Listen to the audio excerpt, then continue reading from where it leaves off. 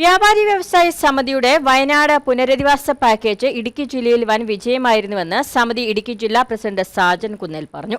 15 വീടുകളാണ് ദുരന്തഭൂമിയിൽ നിർമ്മിച്ചു നൽകുക.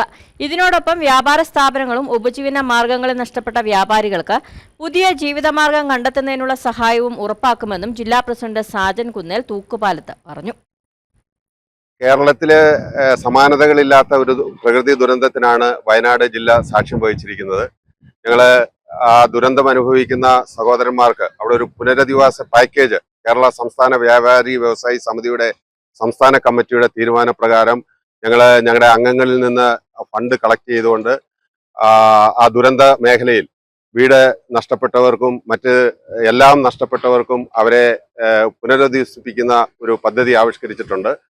15 വീടുകൾ കേരള സംസ്ഥാന വ്യാപാരി വ്യവസായി സമിതിയുടെ നേതൃത്വത്തിൽ വയനാട്ടിൽ നിർമ്മിച്ചു നൽകുവാനുള്ള പദ്ധതികളുമായിട്ടാണ് വ്യാപാരി വ്യവസായി സമിതി മുന്നോട്ട് പോകുന്നത്.